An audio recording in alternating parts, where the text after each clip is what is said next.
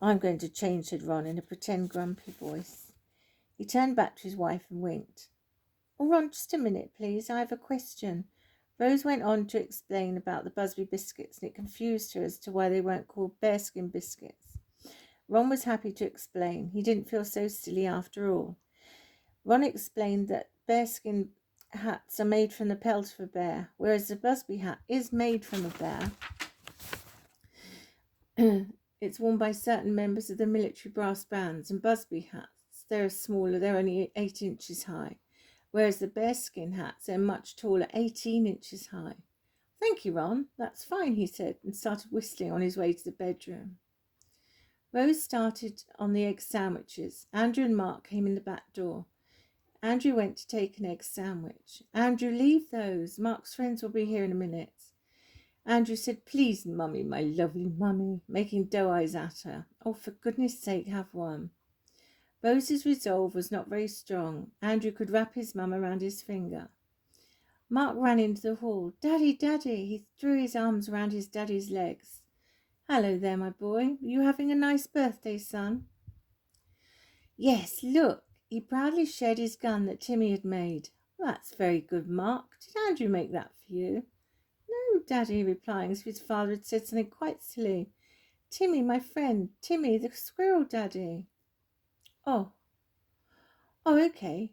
Ron walked into the kitchen looking rather bemused. What's the matter? Do you remember Andrew's imaginary friend, Timmy? Oh, yes, squirrel, wasn't it? What made you think of that, Ron? Mark's got the same imaginary friend. The same as Andrew. Andrew overheard. He said, what? Ron said, Andrew, we were just saying, do you remember your imaginary friend, Timmy? Andrew looked confused. Who's Timmy? Squirrel, silly, said Mark. Rose said, come on, Andrew, it doesn't matter. Lots of children have imaginary friends. Mum and Dad said I had lots of animals. And a tree, said Ron. Your parents said you had a tree, Rose. I didn't have imaginary friends. I don't know anyone called Timmy. Andrew looked at his father for help. Andrew, you did. You used to tell us about your friend Timmy. In fact, a month ago you mentioned Timmy. 3 weeks ago you won the race at school. You came in, ran straight out the back door shouting, Timmy, I did win. Everyone was looking awkward. Andrew had no idea what they were talking about. At that moment there was a knock at the front door. Andrew said, I'll go, it's Mark's friends, relieved to get away from this conversation. Andrew opened the door. There was Gary and Christopher looking excited. They had presents in their hands. Come in. Gary and Christopher ran past Andrew and headed for the kitchen. Their mother called out, Rose, I'll collect them at 6:30. Will you excuse me? The spuds are on the boil. Of course, said Rose, now entering the hall, and bid farewell to her friend. Andrew walked slowly into the kitchen, hoping all that silly talk about imaginary friends had stopped. The children were busy chatting away. Mark was showing them his gun he was so proud of. Can we go in the garden, please, Mrs. White? Asked Christopher. Yes, boys, for a short while. With that, the 3 boys went into the garden and headed straight for Mighty Oak. Andrew asked if he could do anything to help. Rose gratefully took him up on his offer. So they finished preparing the table. Meanwhile, in the garden, the 3 boys were sat at Mighty Oak's trunk. He was wishing Mark a very happy birthday. Timmy was putting a brave face on. He was so sad, but did not want to spoil Mark's birthday. Timmy was telling him about Boris. Oh, no. Mighty Oak had not had a chance to say he would rather Boris was kept a secret, for now anyway. Oh, can we see him, please? Said Christopher. Yes, please, chimed in Mark and Gary. Tomorrow, children, he is fast asleep. He is fast asleep now, said the mighty tree. He's got a long tail, Mark said to his friend. I drew him. The mighty tree suddenly recalled Mark waving from the open back door. Listen, boys, I have a secret mission for you. They all put their ears up close to Mighty Oak's trunk. He whispered to them. It was important for now. Boris was kept a secret. Rose called them in for their tea. Timmy said rather sheepishly, "I'm sorry, I didn't think." "It's all right, Timmy. Mark saw Boris arrive anyway." "Don't worry." They all sat down for their tea and tucked in. Rose had done a lovely spread. There were sandwiches, crisps, Busby biscuits, jelly and homemade ice cream, and the crown cake, which looked fabulous with all its gems on it. Mark's mummy had done him proud. The three boys were whispering, which was annoying Andrew somewhat. "What are you whispering about?" Andrew was still feeling paranoid from the discussion earlier. Mark said, "It's our secret anyway." "What secret?" "Our monkey," said Gary. Oh no. Mark and Christopher shot a look at Gary. What had he done? Gary blushed furiously and said nothing else. Rose said, "Did you say monkey?" Gary shoved the whole egg sandwich in his mouth. He knew he couldn't lie to a grown-up, and he couldn't think what to do. Ron, Rose and Andrew looked at each other. Andrew said, "Children," and raised his eyes, which made Ron and Rose chuckle.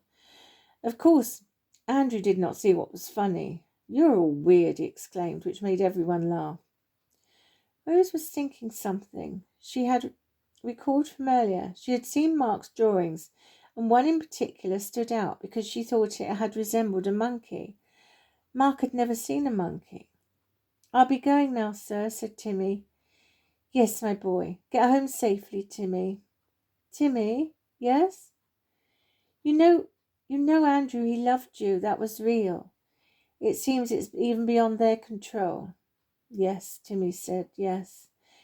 However, he wasn't convinced.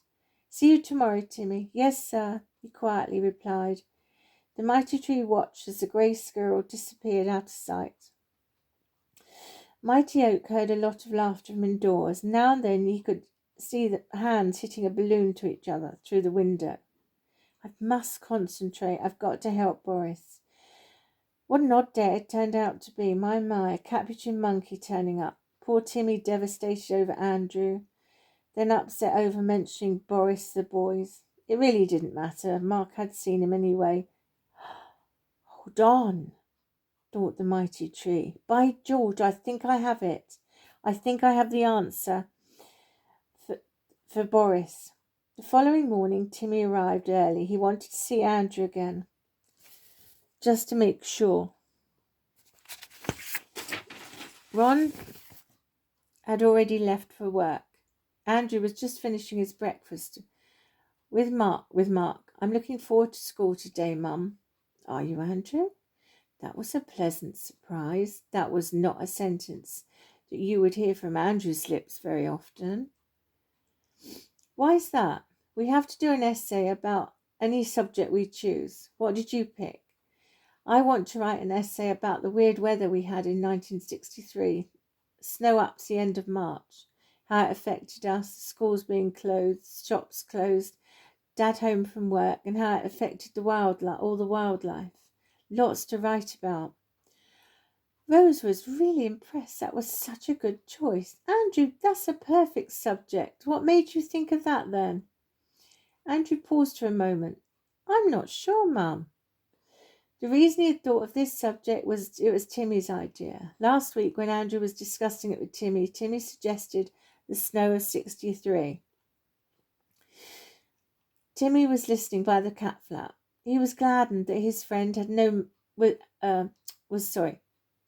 He was gladdened that his best friend was going to use his idea, however equally saddened, because he had no memory of it being his friend Timmy.